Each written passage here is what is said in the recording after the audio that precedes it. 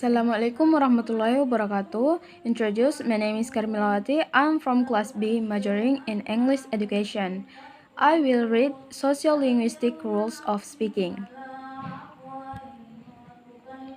Traditional linguistic research has focused most of its attention on exploring linguistic competence.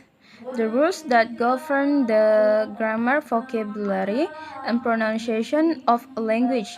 This approach may have reinforced a widespread but erroneous belief about second language learning, namely, that acquiring linguistic competence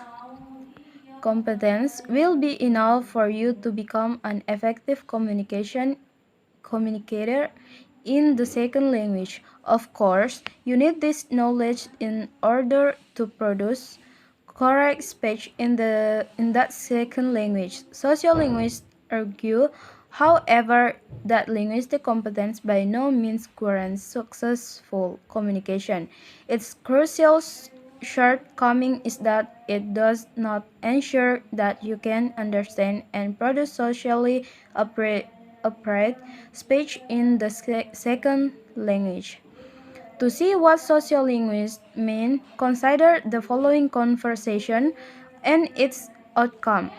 This conversation between a U.S. host and a foreign student is hypothetical, but the same type of situation has been documented and discussed in the research literature. U.S. host, would you like some more dessert? Do you have some? Student, no, thank you very much. The host changed the topic of conversation and doesn't mention dessert again. The student really didn't want more dessert but was trying to appear polite by refusing. He remains hungry and might even feel offended because the host has not repeated the offer. Clearly, the speech of each participant is linguistically correct. What is equally clear, however, is that a breakdown of communication has occurred in the situation. The student has communicated to the host a false impression of his wishes. He does, in fact, want more dessert. The host, for her part, has interpreted the refusal as a genuine one. On the other hand, the host, attempting to be attentive and polite, might somehow be giving the opposite impression to the student. Neither participant in the conversation realized, thought that there has been a misunderstanding. For sociolinguists, such misunderstandings offer evidence for the existence of sociolinguistic rules of speaking. Just as the grammar, vocabulary, and phonological rules of all linguistic competence help us produce linguistically correct speech. The sociolinguistic rules enable us to understand and produce socially and culturally appropriate speech. They are acquired and applied, usually unconsciously, by members of a given culture.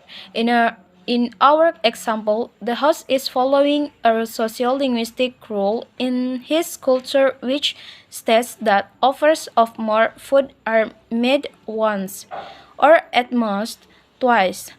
The student, on the other hand, applies a rule from his own culture which states that you shall never accept the first offer, or even the second offer of more food.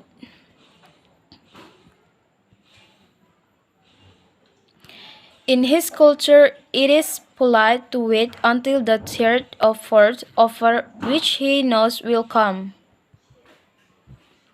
There is extensive empirical data to support both the claim that sociolinguistic rules of speaking exist and that they may differ from Culture to Culture Christopher 1982 reports the relative unwillingness in Japan's cultures compared with American culture to directly refuse a request from someone. According to Apt 1975, South Asians, unlike Americans and Europeans, do not think shopkeepers, close friends, or family members. Other research have suggested that cultures differ in how and how often they apologize. From the evidence present in the preceding paragraph, it is clear that different cultures have different standards from what is socially appropriate linguistic behavior in similar circumstances, while thanking, apologizing, accepting, and refusing are probably universal activities. That rules for when and how to perform such action may differ greatly from culture to culture. Does it follow, however, that second language learners need to master the rules of the culture whose language they are learning? To address this question, let us return to the example of the foreign student and the U.S. host but follow the rules of politeness of their own society. Both are unaware that there are other ways to show politeness. What is especially significant is that the student is already beginning to judge the host negatively. Reactions like this are relatively common in situations in which intercultural miscommunication occurs.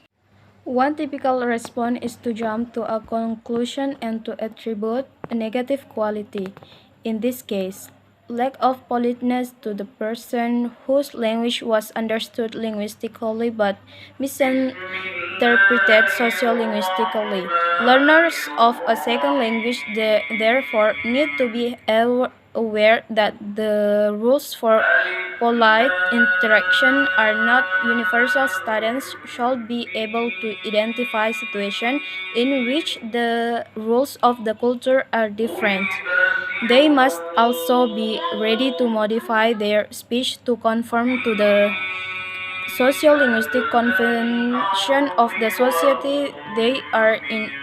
Accomplishing these two tasks is not simple, but failure to do so will lead to misunderstandings that may have negative consequences for those who are involved. That's all from me. Thank you. And wassalamualaikum warahmatullahi wabarakatuh.